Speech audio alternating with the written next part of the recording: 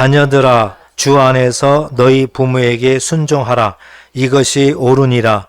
내 아버지와 어머니를 공경하라. 이것은 약속이 있는 첫 계명이니 이로써 내가 잘되고 땅에서 장수하리라. 아멘. 우리 사람은 살아가면서 많은 은혜를 받고 살아갑니다. 어찌 보면 은혜가 없이는 이 세상은 살 수 없는 그런 곳입니다. 그러나 가장 먼저 우리가 은혜를 받는 것은 바로 부모님으로부터입니다. 부모의 은혜를 먼저 받게 됩니다. 우리가 기억하지 못하는 그런 순간에도 우리 부모님은 우리를 위해서 울었고 또 기도했고 여러 가지 어려움을 견디면서 살아왔습니다.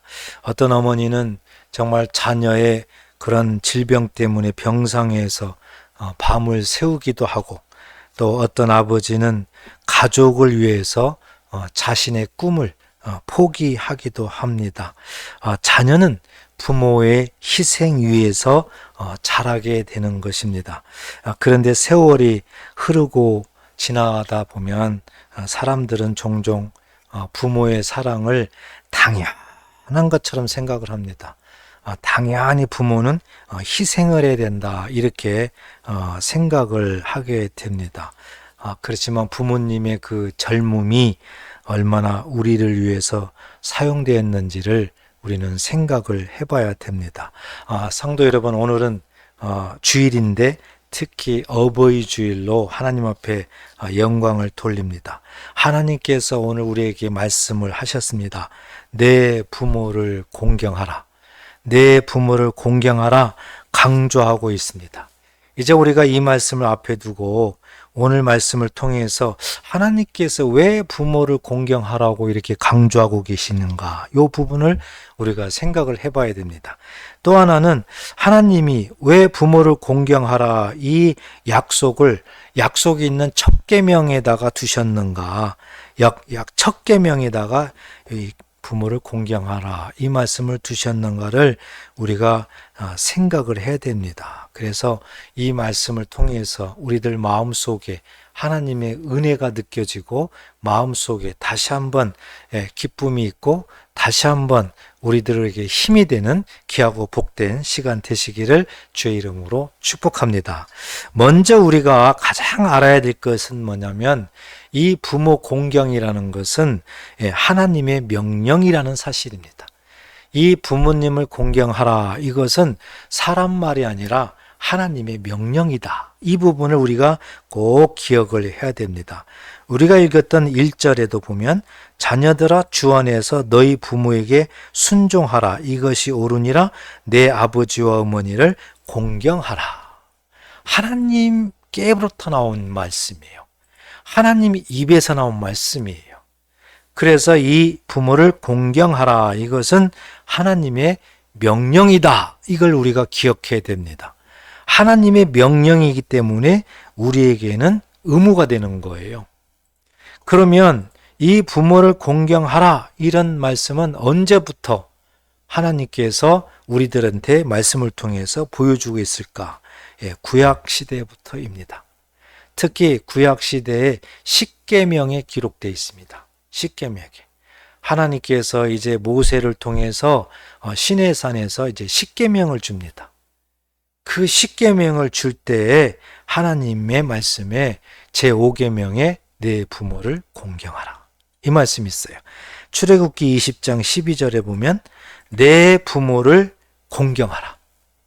그리하면 내 하나님 여호와가 내게 준 땅에서 내 생명이 길리라. 아멘.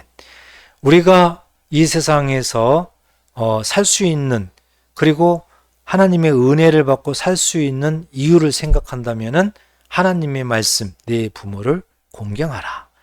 이것을 우리가 하게 되면은 그렇게 된다는 것입니다. 하나님은 이 십계명에다가 이렇게 가장 먼저 말씀을 하는데요. 끊임없이 하나님이 말씀합니다. 이스라엘 백성들이 이제 광야 40년 거의 다 끝 무렵에 가나안 땅에 들어가야 되는데 들어가기 전에 하나님께서 또 말씀하시기를 신명기 5장 16절에 보면 너는 내 하나님 여호와께서 명령한 대로 내 부모를 공경하라. 여기에서도 하나님께서 계속 강조하는 것이 내 부모를 공경하라. 그리하면 이랬어요. 그리하면 그 다음은 하나님께서 무엇을 하시겠다는 의미거든요. 그리하면 내 하나님 여호와가 내게 준 땅에서 내 생명이 길고 복을 누리리라. 아멘. 출애굽기 20장 12절에서는 내게 준 땅에서 내 생명이 길리라 이렇게 말씀했는데, 신명기 5장 16절에서는 내게 준 땅에서 내 생명이 길고 복을 누리리라 그랬습니다. 그러니까 이것을 우리가 종합해보면 어떻습니까? 부모를 공경하게 되면 우리가 이 땅에서 복을 받으면서, 복을 누리면서 오래 산다, 이런 의미인 줄 꼭 믿으시기 바랍니다. 하나님께서요, 늘 하나님의 마음속에 이 세상을 향해서, 사람들을 향해서 하시는 정말 하나님의 강조점이 바로 내 부모를 공경하라, 이런 말씀이에요. 그래서 이 말씀대로 우리 예수님을 이제 우리가 이렇게 생각해 보면, 예수님께서는 정말 어떻게 하셨을까? 예수님께서는 본을 보였으실까? 이제 이런 부분을 우리가 생각을 해야 되는데요. 우리 예수님이 인류를 구원하시기 위해서 이 땅에 오셨습니다. 그리고 이제 30년 공생의 기간 동안 우리 예수님이 정말 영적인 그런 부모 하나님을 공경했을까? 또 육적으로도 보니까 육신을 입고 이 땅에 태어났잖아요, 우리 예수님이. 바로 그 육적인 어머니가 동정녀 마리아였습니다. 과연 육적인 어머니를 우리 예수님이 공경했을까? 이런 부분을 우리가 한번 생각을 해야 되는데, 요한복음 19장 26, 27절에 보면 우리 예수님께서 이제 인류의 죄를 다 짊어지고 십자가에 가서 죽게 됩니다. 그 십자가에서 죽기 바로 직전에 예수님이 이제 십자가상에서 가상칠언의 말씀을 하시는데요. 그 중에 하나가 보니까 예수께서 자기 어머니와 사랑하시는 제자가 곁에 서 있는 것을 보시고, 예수님이 십자가에 매달렸습니다.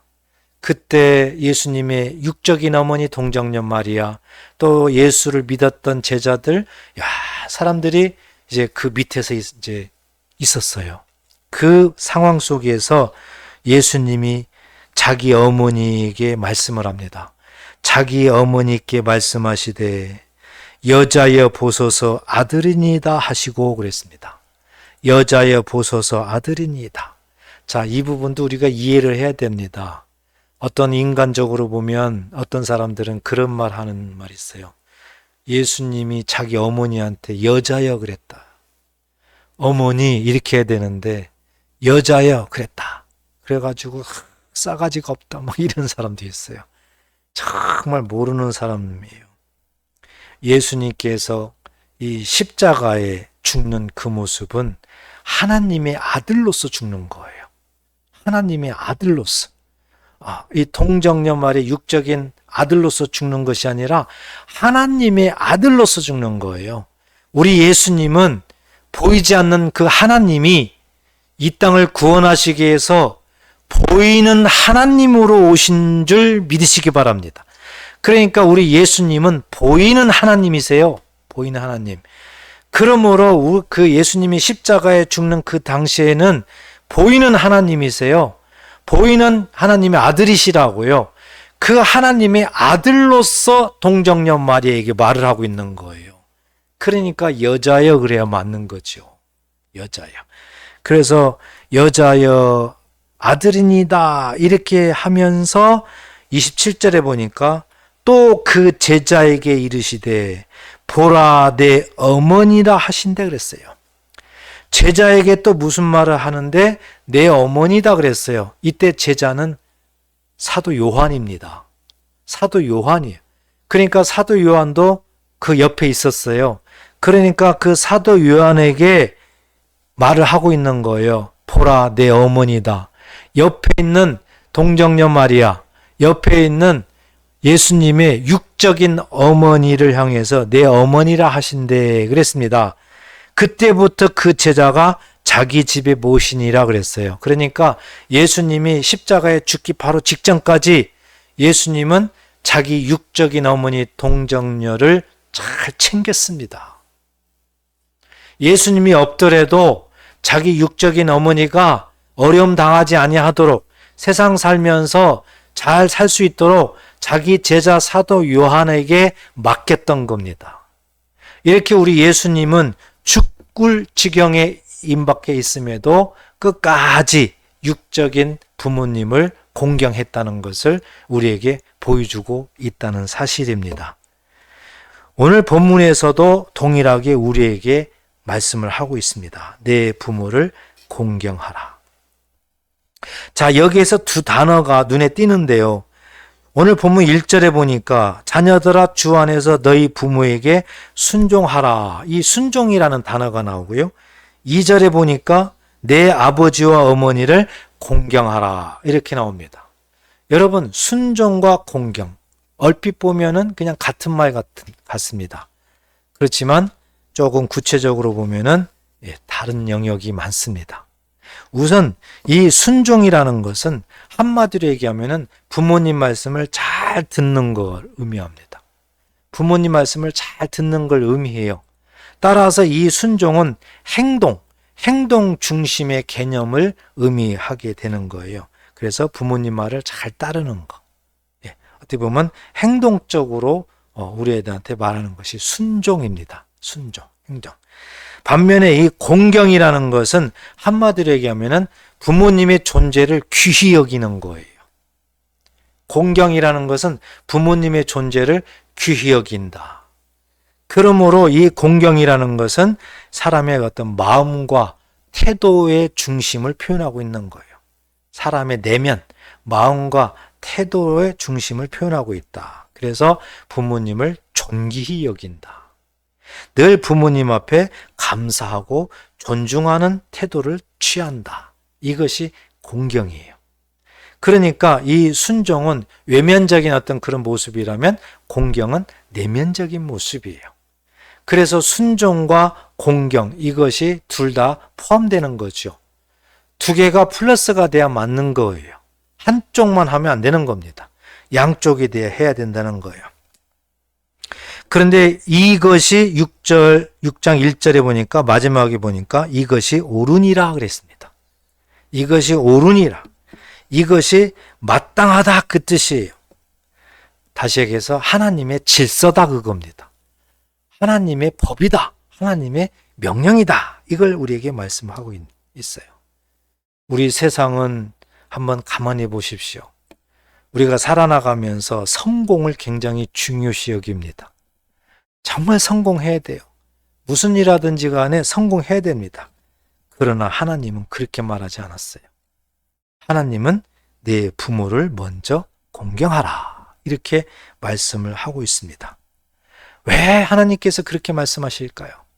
이 부분이 우리에게는 굉장히 중요합니다. 내 부모를 공경하라. 하나님은 이 부분을 굉장히 강조하고 있고요. 이 부분을 첫 계명으로 말씀을 하고 있어요.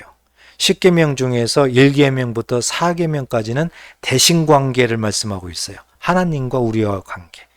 그렇지만 5계명부터 10계명은 대인관계를 말했어요. 사람끼리.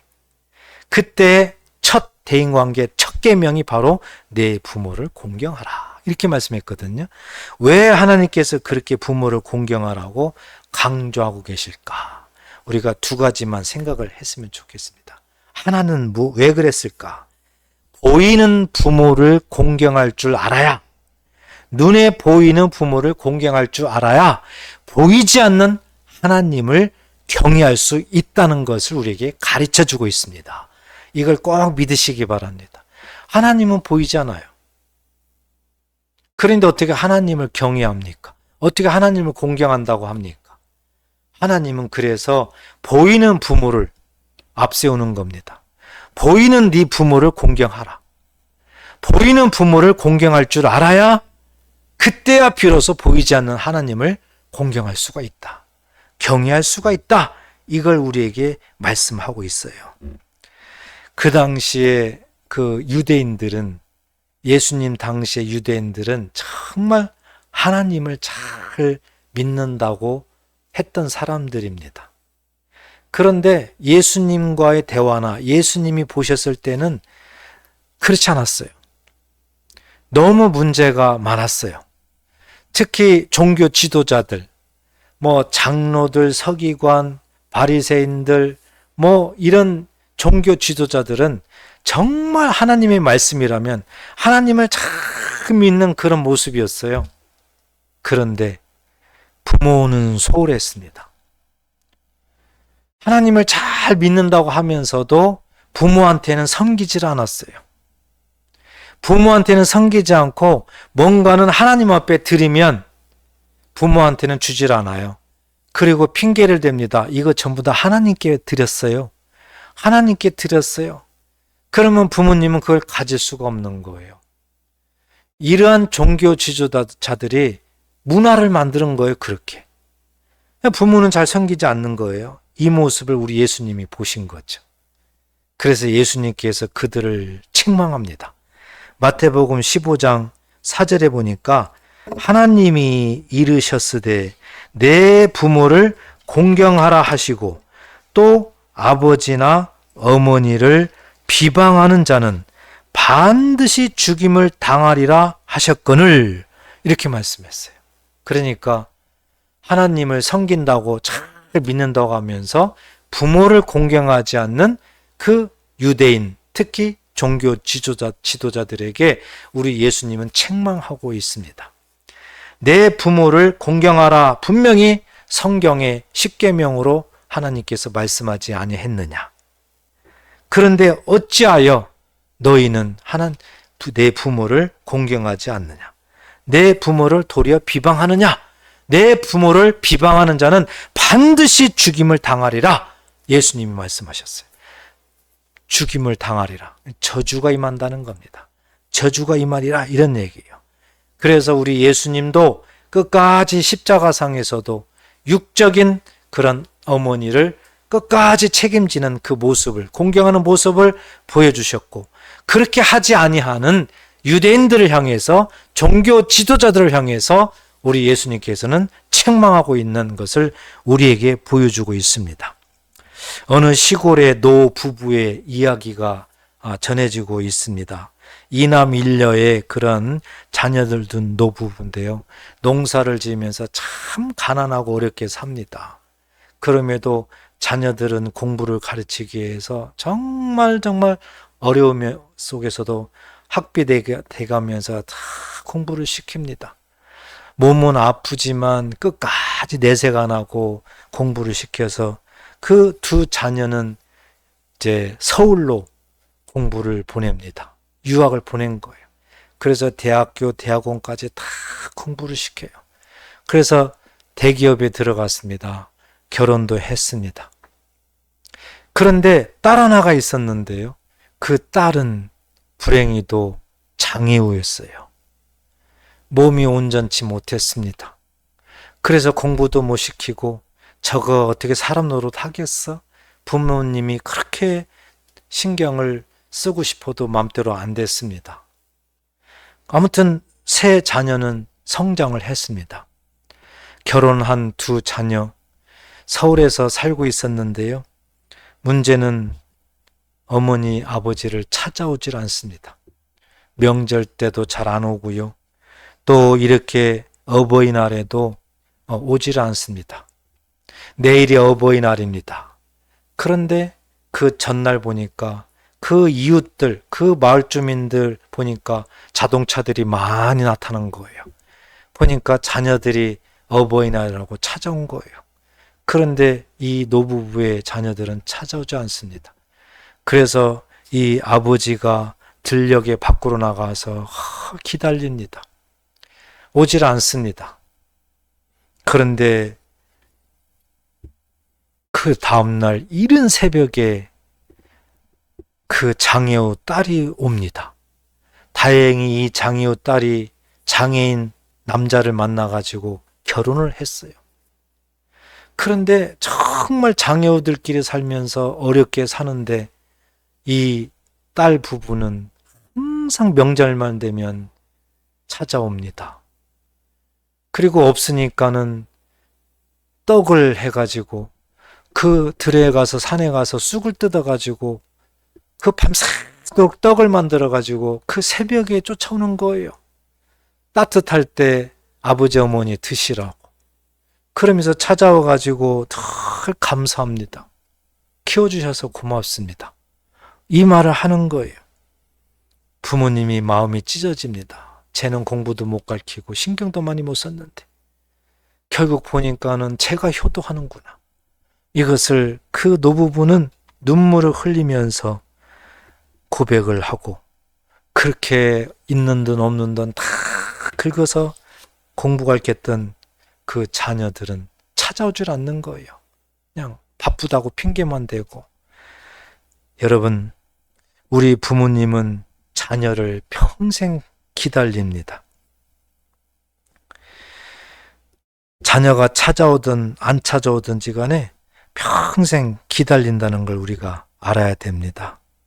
그러나 하나님은 부모를 공경하라. 이 부분을 계속 우리들한테 깨닫게 한 이유를 또 말씀하세요. 두 번째, 왜 이렇게 하나님은 부모를 공경하라고 약속을 그렇게 하나 봤더니 부모를 공경하는 그 속에 하나님의 복이 약속되어 있기 때문에 그래요. 그러니까 하나님은 부모를 공경하는 그 영역 속에 하나님의 복이 임한다는 것을 약속했기 때문에 하나님은 부모를 공경하라 이렇게 강조를 하고 있다는 거죠. 자, 오늘 십계명에서도 말씀했고 에베소서 6장 2절 3절에서도 내 아버지와 어머니를 공경하라. 이것은 약속이 있는 첫 계명이니 이로써 내가 잘되고 땅에서 장수하리라. 아멘. 이렇게 약속했어요. 그러니까 부모를 공경하는 그 영역 속에 하늘의 복이 임한다는 것을 하나님께서는 약속했기 때문에 부모를 공경하라. 왜? 그래야 땅에서 복을 받고 살기 때문에 그렇습니다. 여기에서 보니까 잘되고 그랬잖아요. 6절, 3절에 보니까 이로써 내가 잘되고. 여러분, 여기서 잘되고라는 뜻은요, 뭐 단순하게 돈 많이 번다, 돈에 부족함이 없다, 그런 뜻이 아닙니다. 그런 뜻이 아니에요. 그리고 또 장수하리라, 이 말도 다 자칫 잘못하면은 오래 살게 해주는구나, 그런 말이 아니에요. 그런 영역을 훨씬 뛰어넘습니다. 여기에서 잘되고 장수하리라, 이 말은요, 삶이 형통하게 산다는 의미예요.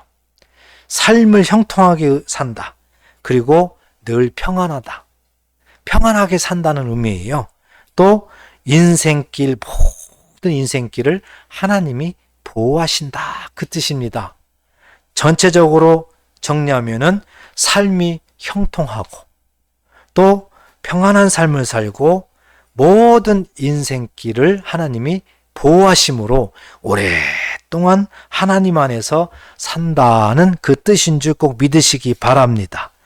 그래서 부모를 공경하는 사람에게는 이렇게 하나님의 특별한 은혜가, 복이 흐르는 삶을 산다는 것을 깨닫고 이러한 삶을 사시기를 주의 이름으로 축복합니다.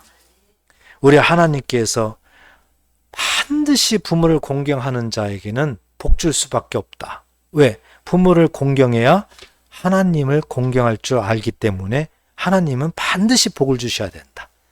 그래서 부모를 공경하는 자에게 특별한 하나님의 복이 임할 수밖에 없다는 것을 우리에게 계속 강조를 하고 있는 것입니다. 그렇지만 현실은 그게 잘 안 되잖아요. 현실은 정말 부모 공경한다, 성경 속에서 알지만 그게 잘 안 되는 것 같습니다. 어느 요양원에서 있었던 일이에요. 어떤 요양원에 있는 한 할머니가 계셨는데 항상 창문만 바라보면서 누군가를 기다리고 있습니다. 늘 보게 되면 창문만 바라보고 늘 기다리고 있어요. 근무하는 직원이 물었습니다. 어르신, 누구를 그렇게 기다리세요? 할머니가 웃으면서 우리 아들이 오늘 올 거야. 이렇게 늘 기다린다는 거죠. 오늘도 내일도 오늘 올 거야. 오늘 올 거야. 그런데 이 아들은 오질 않아요. 이 아들은 직장 다니라 바쁘다. 또 교회를 열심히 다니는데요. 그래서 주일날은 교회에 나가야 되고 또 교회 가서 봉사해야 되고 해서 한 달, 두 달, 세 달, 몇 달 오질 않아요. 그래서 그 직원이 이 어르신이 너무 안타까우니까 그 아들한테 전화를 해서 어머니가 아들이 보고 싶다고 하는데 안 오세요? 이렇게 하니까 너무 바빠서 나중에 시간 될 때 갈게요. 그냥 이렇게만 했다는 겁니다. 이 한 사람뿐이겠습니까? 우리가 세상 살다 보면은 이런 것들이 참 많겠죠. 그러나 우리는 정말 기억해야 됩니다. 어떤 상황에도 우리 부모님은 자녀를 평생 기다린다는 겁니다. 어릴 때는 학교 끝나면 돌아오기를 기다렸죠.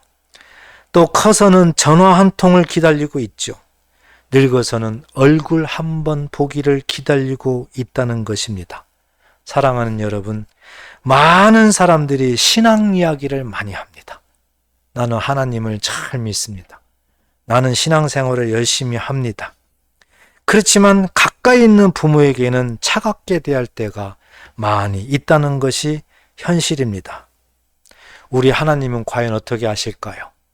우리 하나님은 예배당 안에 있는 믿음만 보지 않습니다. 우리 하나님은 가정에서 어떻게 부모에게 말하고 있는지, 부모를 어떻게 대하는지 바라보고 있습니다. 부모 공경은 거창한 것이 아닙니다. 평소에 안부 전화 한 통, 따뜻한 식사 한 끼, 손 한번 잡아드리는 것, 그리고 사랑합니다, 고맙습니다, 말 한마디. 이것이 부모를 공경하는 그런 모습입니다. 이 작은 행동이 하나님 보시기에 기쁨이에요. 이 작은 행동이 하나님이 보시기에 믿음의 실천인 줄 꼭 믿으시기 바랍니다. 우리는 부모 없이 태어난 자식 없습니다. 누구나 다 태어날 때는 부모가 있어 태어났어요. 그러므로 우리 모두는 부모의 희생 위에 세워진 인생길을 살고 있습니다. 사랑하는 여러분, 꽃도 무덤에 놓는 것보다 살아계실 때 한 송이 드리는 것이 더 귀하고 아름다운 것입니다. 보이는 부모님을 공경할 줄 알 때 진정한 보이지 않는 하나님을 잘 경외하는 줄 꼭 믿으시기 바랍니다. 오늘 어버이 주를 맞이해서 우리는 과연 무엇을 생각해야 될까? 하나님께서 오늘 우리에게 말씀하셨어요. 내 부모를 공경하라. 왜 이렇게 부모를 공경하라고 강조하셨을까요? 보이는 부모님을 공경할 줄 알아야 보이지 않는 하나님을 공경할 수가 있다. 부모를 또한 공경할 때에 하나님의 복이 그 위에 머물러 임하게 된다. 이걸 우리에게 말씀을 하고 있습니다.